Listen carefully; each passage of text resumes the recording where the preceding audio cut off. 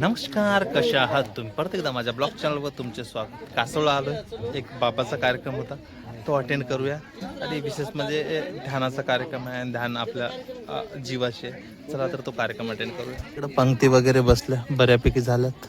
थोड्या वेळात कार्यक्रम सुरू आहे. पूजन आणि दीप प्रज्वलन करण्यासाठी नाव कुणाची हा कार्यक्रम ज्ञान कवी विश्व संत समाज ईश्वर आहे असे ही तारीख घेण्यात आली. आणि असं आपण कार्यक्रम जर ठेवत राहिलो तर आपली प्रगती होईल, आपल्या गावाची होईल. मी काय जास्त बोलत नाही. ईश्वर होय, चराचरामंदी घटाघटामंदी वास करणारी चैतन्यमय शक्ती, गुरुदेव शक्ती. संतांच्या विभूतीचा अंत लागत नाही, संतांचा महिमा संतच जाणे. संतांच्या उपकाराची तुलना होत नाही, कायमी सांगू संतांचे उपकार, मज दाखविते निरंतर. संतांचे उपकार, संतांचे विचार आपल्याला निरंतर जागवत असतात. म्हणूनच तर बाबाजींनी त्यांच्या अमृतवाणी मधून आपल्याला सांगितलेलं आहे की मी मरणार असेल, माझं ध्यान मरणार असेल, परंतु माझं ज्ञान कधीही मरणार नाही. आजही बाबा प्रत्येकाच्या हृदयामध्ये ज्योती स्वरूपाने बाबाजी नांदत आहे. चराचरामंदी घटाघटामंदी सर्वव्यापी बाबाजी नांदत आहे. सुईच्या टोका इतकी पण जागा रिकामी नाही, जिथे फुलाजी बाबा नाही अशी जागाच नाही. संतांचं सामर्थ्य फार मोठं असते, फार उंच असते. त्यांच्या सामर्थ्याचा आपल्याला अंत लागत नाही. खरोखरच त्यांचं सामर्थ्य म्हणजे आपल्या साध्या गावामध्ये जाऊन त्यांनी फुकट वाटले. कोणाकडून सुद्धा बाबाजीने एक रुपया सुद्धा घेतला नाही. बाबाजी नेहमी सांगत होते, मला मोठेपणा मिरवायचा नाही, मला सत्य काय आहे ते पाहायचं आहे. बाबाजींनी कधी डोक्यामध्ये पटका घातला नाही, कधी त्याने चंदनाचा टिळा लावला नाही, कधी त्याने कमरेला शिरा बांधून जगाला ज्ञान सांगितलं नाही. फुलाजी बाबा असे खाली बसून आपल्याला ज्ञान सांगत होते, मी ब्रह्मा असेल तर तुम्ही परब्रह्मा आहात. माझ्यामध्ये जे आत्मशक्ती वास करते तीच आत्मशक्ती तुमच्यामध्ये देखील वास करत आहे. त्याच आत्मशक्तीला ओळखा आणि त्याची भक्ती करा. माझी पूजा पाठी करू नका, मला बेल फूल वाहू नका. तुमच्याच श्वासावर लक्ष केंद्रित करून तुमच्याच अंतर आत्म्याचं ध्यान करा, म्हणजे तुमच्या स्वस्वरूपाची तुम्हाला ओळख होईल आणि तुमचाच आत्मा तुम्हाला ज्ञान देईल. मनुष्याने जीवनामध्ये येऊन आध्यात्मिक ज्ञानधन प्राप्त करणे याच्या पलीकडे कोणतेही अमूल्य धन नाही. आणि हेच अमूल्य धन आपलं संरक्षण करते, आपल्या जीवनातला अज्ञान अंधकार दूर करून खऱ्या माणुसकीची आपल्याला जाणीव करून देते. आतापर्यंत आपण माणुसकी गमावून बसलो होतो, परंतु आज फुलाजी बाबाजींनी माणुसकी जागी करून दिलेली आहे. येडी कुडी अडाणी बाई आहे. माझा थोडा अनुभव नवीन गावामध्ये सांगावा लागतो. मी वेडी झाली होतो, अशी वेडी झाली होती की माझ्या देहावर सुद्धा माझं ध्यान नव्हतं. मी शरीरावर कपडे सुद्धा ठेवत नव्हतो. लिहायला दिले तरी डबीची काडी लावून मी फुकून देत होतो. एक सुद्धा साडी ठेवली नव्हती. माझ्या आईने तिच्या नऊवारी साडीची साडी फाडून मला 3 तुकडे करून तिने असं गुंडाळायला ती मला देत होती. परंतु तरी सुद्धा मी ते साड्या पूर्ण जाळून टाकत होतो. घरातलं सर्व काही फेकफाक करून देत होतो. मग अशामुळं काय झालं की पागल झाली म्हणून मला दवाखान्यामध्ये नेलं. पुसतचे सगळे दवाखाने केले, माझी सर्व शरीराची तपासणी केली, पण त्या डॉक्टरांना सुद्धा कळाली नाही आणि वैद्यवानांना सुद्धा कळाली नाही. मग मला आमच्या गावातले बाबूराव फोडले होते, ते ध्यान मार्ग करीत होते. ते म्हणले तुम्ही एवढे फिरायले, म्हणले बाबाजीला तुम्ही एक वेळ भिबीला या बाईला घेऊन जा, म्हणजे तिथं थोडा फरक पडेल, म्हणजे तिथे फुलाजी बाबाचा झेंडा आहे म्हणले. मग मला तिथं घेऊन गेले. तिथं गेल्याच्या नंतर मला अशी तिथं शक्ती लागली आणि शक्ती लागली. त्या दिवसामधून मी बाबाजीला पाहिलं ना काय ना ध्यान करत होतो. असे ध्यान मी 6 महिने असं ध्यान केलं की रात दिवस सुद्धा ध्यानच करत होतो. असं ध्यान करून करून एक दिवस मला अशी शक्ती लागली की माझी वाचा बंद झाली, माझ्या नाड्या बंद झालत्या.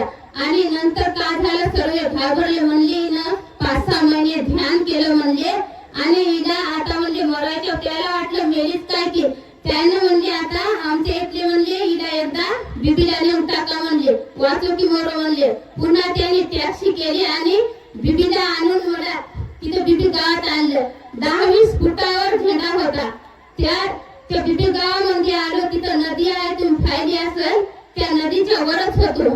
त्या झेंड्यामधून अशी ऊर्जा शक्ती निर्माण झाली की माझ्या पूर्ण शरीरानं मुंग्यासारखं धावू लागलं. माझ्या नाड्या चालू लागल्या, परंतु मला बोलता येत नव्हतं. मला समजत होतं याला कोणाला कळलं. नंतर माझ्या भावानं खांद्यावर घेऊन मला असं फुटू पुढं टाकितलं. दिवसभर त्यांनी मला टाकितलं आणि ती बाबाची धावा करून संध्याकाळचा मला सुमार आला. त्यांनी तरी सुद्धा मला बसता येत नव्हतं. असं अंगाखाली हात घालून त्या भीतीला भुलून मला बसवलं. माझे मी 2 शब्द संपले तो झेडू. त्यांची हाजरी लावल्याशिवाय राग नाही खरोखर. कारण बाबाजी सांगत होते, अरे तुम्ही फक्त कंटाळा करायचा नाही. कंटाळा करला तर आपल्याला कधी गुरुकृपेची शीत सावली कोण्या दोषे अंतरली ध्यानी नाही. जोपर्यंत तुमच्या अंगातला आळस नावाचा शत्रू दूर. चेरणी माझा प्रणाम. लहान बाळ याच्या चेरणी माझा प्रणाम. आता सद्गुरु कृपा, आता बाबाने सांगितले की सद्गुरु कृपा झाल्यावर मला फळा येते. जसं मी ज्यावेळेस त्या कमीत कमी त्या काळामध्ये बाबा त्या काळामध्ये बैलगाडीमध्ये येत होते मोर्चेडी गावामध्ये. आमच्या काली बाबाचे शब्द पडले की फुलाजी बाबा मोर्चेडी गावात या रे गड्या, ज्याला ज्याला यायचे असेल तर चला गड्या. त्यावेळेस ते त्याची सुविधा नव्हती, वाहन नव्हतं, काय नव्हतं. तर आम्ही आमच्या मामाजवळ सायकल होती. आम्ही दोघं, मामाचा मुलगा आणि मी सायकलला मोर्चेडी गावात पोहोचलो. त्यावेळेस बाबाजवळ कमीत कमी 7-8-10 लोक राहायचे. मग आमच्या मामाचा मुलगा दर्शनाला गेला, मी त्याच्या मागून गेलो आणि त्याचं दर्शन झालं की मी त्याच्या मागे गेल्यानंतर मया दर्शन घेतलं. आता कृपा, सद्गुरु कृपा त्यावेळेस मला 4थ्या वर्गात झाली. कशी झाली की बाबाच्या चरणावर माझं मस्तक ठुल्यानंतर मला जशी काय आपल्याला अचानकपणे करंट लागते त्या टाईपचं मी इथून मस्तकावरून तळपायापर्यंत अशी डिसलीच कडक यासाठी झाली. मी म्हणलं असं कसं झालं गड्या म्हणलं. त्यावेळेस माझ्यामध्ये जे काही वाईट विचार होते, जे काही भावना होती नाशिवंताची, ती माया एका आपल्या सद्गुरु फुलाजी बाबाने एका झटक्यामध्ये पुरं जाळून टाकलं. आणि घरी आल्यानंतर मला विचारलं, आता मी बाबाचं दर्शन घेऊन आला मी आमचा मोठा भाऊ. तर म्हणलं हो गड्या, आजपासून मी म्हणलं या नाशिवंताकडे आणि कोणते वाईट विचार आतापर्यंत मी करणारच नाही म्हणलं. अरे म्हणे तू आजच दर्शन घेतला म्हणे, तू आजच्या सुधारला का म्हणे बाबाची आचरणावर म्हणे. हो गड्या म्हणलं आजपासून सुधारलो म्हणजे सुधारलोच म्हणलं. तर आमच्या त्या काळामध्ये आमच्या भावानं कमीत कमी 6 महिने म्हणे बाबाची माळ घेऊ नको म्हणे, तुला गॅरंटी नाही म्हणे आमची. मला 1 वर्षाच्या बाद मला आमच्या मधल्या भावानं रोजाचे पैसे करून पटनापूरला झालं. म्हणजे त्याला गॅरंटी आली की आता हे सुधारला आपला माणूस. मग अशी कृपा होते ज्याची आपल्या पुनर्जन्माचे काही जर पुण्य असेल तर आपल्याला सद्गुरूची कृपा सहजच मिळते. मला दया आणि माणसावर दया आणि हे माझ्या अंगी ऑटोमॅटिक आणि उत्पन्न तयार झाली. म्हणून मग असं करत करत मग मी 10 रुपयाचा फोटो त्या काळामध्ये आणला होता. 10 रुपयाचा फोटो आणल्यानंतर आमची आई म्हणे काळामध्ये मी म्हटलं बाबाला विनंती केली आणि असा हात जोडून फक्त बाबाला दररोज अगरबत्ती आणि दिवाबत्ती करून बसायचा. मला ध्यानाला मांडी घालायचं माहित नव्हतं. मग स्वप्न भेटलं हे सत्य आहे ज्ञानेश्वरी मध्ये. मग बाबा स्वप्नात याचे अरे म्हणे तू म्हणे तसं बसू नको म्हणे, अशी मांडी घाल म्हणे. मांडी घातल्यानंतर म्हणे पाठीतला कणा सरळ रेषेत ठेवून म्हणे आणि 2 मिनिट म्हणे या नैनोमेश्वरची सद्गुरू मोठी म्हणे या डोळ्याच्या समोर मला तू आठवण कर म्हणे, त्यावेळेस मी तुला ध्यान लागते म्हणे. बरं बाबा म्हणलं सद्गुरू एकच वेळेस आले मला ध्यानाबद्दल सांगले, मी तसंच ध्यान आतापर्यंत करत आहो. मग आमची आई काय म्हणे अरे म्हणे बाबाचा फोटो ठेवू नको म्हणे. बाबा म्हणलं हिला आता कोण सांगणार म्हणलं, मग तुमचा फोटो मला इथं देवघरात ठेवून झाली. मग मग बाबा तिच्या स्वप्नामध्ये 4:30 आणि 4:30च्या तेवढ्यात आले आणि इकडल्या खोलीमध्ये आम्ही झोपत होतो. तिला उठवलं बाबानं वेल मध्ये आणि तिला चाल म्हणे, तू म्हणे मग फोटो का ठेवू दिला नाही म्हणे त्याला म्हणे.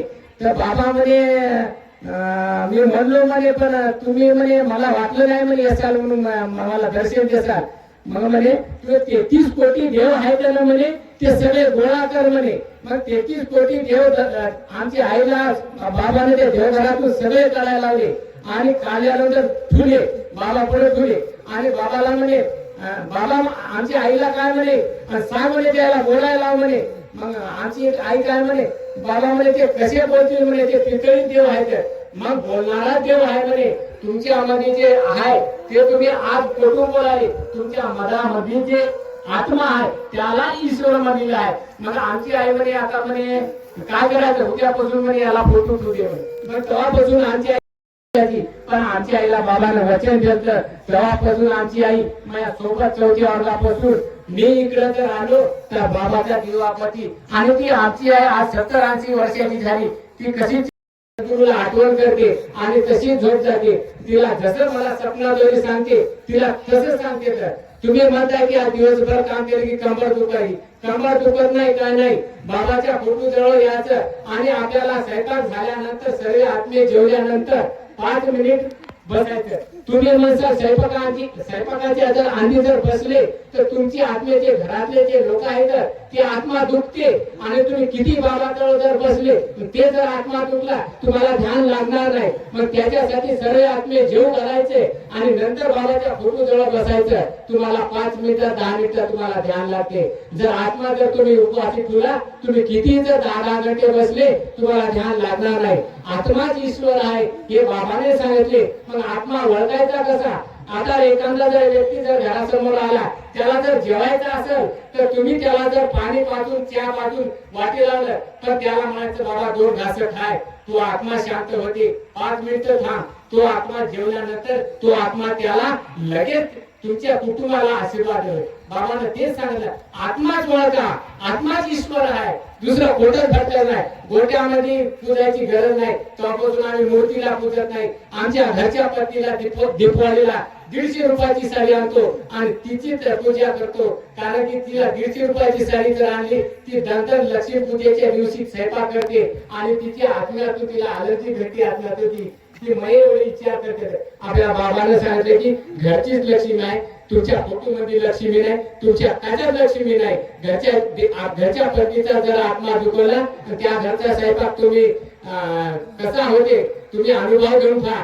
कारण की त्या घरचा स्वयंपाक तुम्हाला त्या दिवसात कळू लागते. कारण की आत्मा दुखवला म्हणून त्या दिवसा माऊली आपली अशी बोट करून गुंडा तुटते आणि त्या दिवशी भाजी बी करपट होते. कारण की आत्मा कोणाचा दुखू नका. आपल्या जर आत्म्यातून जे सत्यवादी होते कारण की तुमच्यामध्ये सांगितलं बाबानं, माझ्यामध्ये सांगितलं, सर्वांमध्ये सांगितलं. मग आपण कुठं कमी आहोत? आपल्या जर लेकराला जर सराव सेवा जर केल्या तर 4 दिवसाच्या बाद ते सराव तुमच्या लेकराला लागते. कसा लागते? 4 दिवसाच्या बाद ते लेकरू बेमार पडते. तुम्ही शिव झाल्यानंतर बाबा म्हणलं माझ्या गळ्यातली माळ तुटली म्हणलं, मला म्हणलं माळ कोण देईल म्हणलं. तर मी कमीत कमी 1-1.5 वर्ष मला लागलं त्या बाबाला विनंती कर. तुम्ही म्हणलं आताच मी बोलून ताबडतोब बाबा म्हणे मी तुला घडी गेलो म्हणे का बाजारचा भाजीपाला आणणार म्हणे. तसं तो आचरण शुद्ध आहे. तू वागतो शरीरावर दया करतो म्हणून तुला सांगाय मी घडी येतो म्हणे. मग मला कमीत कमी 1.5 वर्ष लागलं ध्यानामध्ये. बाबाला दिनाच म्हणायचा जसं 2 टाइम आपल्याला जेवण लागते तसं 2 टाइम ध्यान करा. तुमचं पोट दुखत असं, तुमची कंबर दुखत असं ते सर्व नायनाट होते. तुम्ही फक्त थोडा तुम्ही चालण्याचा बसण्याचा प्रयत्न करा. तुम्हाला ऑटोमॅटिक तुमचा आत्मा तुम्हाला समोर येते. तुम्हाला आम्ही आज सांगून जाईल पण करणं तुम्हाला आहे, बसणं तुम्हाला आहे ध्यानाला. याच्यासाठी सद्गुरु फुलाजी बाबाला मी 1.5 वर्ष लागलं. बाबा मला गळ्याची माळ तुटली म्हणलं, मला म्हणलं समाधी ठेवायचा नाही म्हणलं आणि ती माळ घालायची नाही. मला तू हाय की नाही हे मला तुमच्यातून शोधत मला पुरावा पाहायचा म्हणलं. मला 1.5 वर्ष लागल्यानंतर एक दिवस बाबा कमीत कमी 4 का 5 दिवस पाणी समोर आले होते आणि तेवढ्यात माझ्या स्वप्नामध्ये आले. आज स्वप्नामध्ये काय म्हणे 1.5 वर्षापासून नाद लावायला म्हणे ध्यान झालं की मला म्हणायचं म्हणे की बाबा मला तुमची हातचीच माळ देते. हाची क्या मार हो बाबा म्हणलं मग इच्छा पुरी करा म्हणलं जशी आई आपल्या जर लेकराला जर जत्रात नेलं हट्ट पुरं करते तसं मी हट्ट धरायचा आणि ते आपले सद्गुरु माता रेणुसारा सद्गुरु माचा दर्जा बी आहे म्हणून हा हट्ट त्यानं पुरं करायसाठी त्यानं मला एक सांगितलंय अरे म्हणे पाण्याच्या दिवशी ये म्हणे पटनापूरला म्हणे आणि म्हणलं बाबा कोठे मला जे दामाजीचा डव आहे त्या डवाकडे बाबाने नेलं आणि डवाकडे नेल्यानंतर मला पुरं दामाजीचा डव दाखवला आणि अन्नाचं गुड दाखवलं अन्नाच्या गुडाजवळ जाय म्हणे जोपर्यंत सूर्याचं किरण पडत नाही तोपर्यंत तुला ती माळ दिसू शकत नाही म्हणे मग त्याच्या आधी म्हणे पटनापूरला डवावरच आधीच जाय म्हणे आणि तिथंच मुक्काम कर म्हणे तुला म्हणे उठल्या डवाचं तुला ते अन्नाचं गुड स्वतः आणलं पाहिजे म्हणे तिथं जाऊन उभा राहायला पाहिजे बरं बाबा जाऊ का तो जा म्हणे पटनापूरला जाय म्हणे मग गेल्यानंतर मी या बाकीच्या गाडीच्या लोकांना बाजूला सोडलं आणि त्याला म्हणलं मी वरत जातो मला खायचं होते तुझ्यासोबत कोणाला आणू नको म्हणे बरं ठीक आहे बाबा मग गेल्यानंतर फाट अन्नाचं गुण आज बी आहे कबले महाराजाला मी दाखवतो आता आम्ही कार्यक्रमाला घेतो कबले महाराजांना सेंटर मध्ये अन्नाचं गुण आहे मग ज्यावेळेस मी सूर्याचं किरण वाट पाहत होतो अन्नाच्या बुडाजवळ किरण पल्ल्या त्या अन्नाच्या बुडावर गेली आणि ती बाबाची माळ अशी लढलड गुंतून होती ही आहे ती माळ जी जे बाबा तुम्ही म्हणता की बाबा गेले बाबा कुठे गेलाय तुमची जशी इच्छा आहे तशी बाबा पुरी करते असले तरी ते तत्वरूपाने आजही साक्षात हयात आहेत आणि बाबाजी समाधी अवस्थेमध्ये अक्षर समाधी अवस्थे 1925 साली आणि फुलाजी बाबाच्या वडिलाचे नाव झोंडूची विळे असे होते आणि आई तर फुलाजी बाबाची परिस्थिती सर्वप्रथम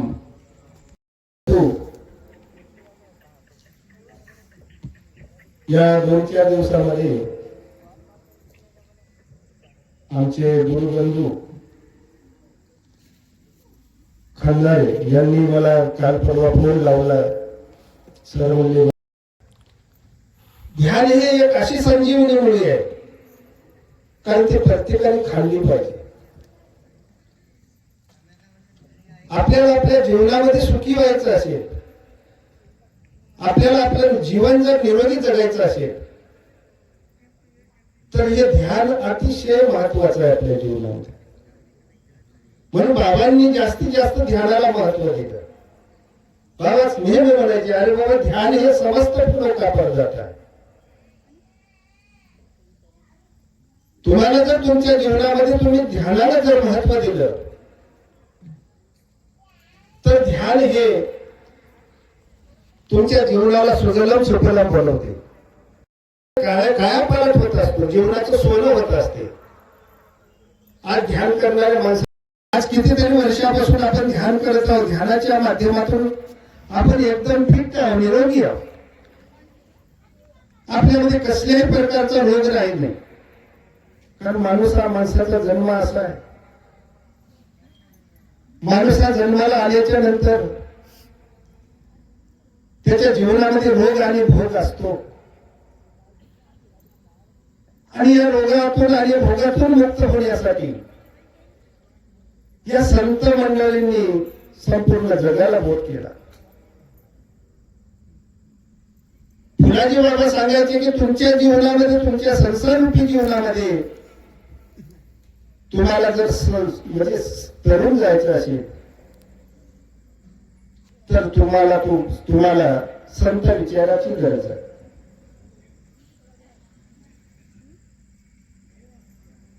संत विचाराची गरज आहे आणि संतांच्या विचाराप्रमाणे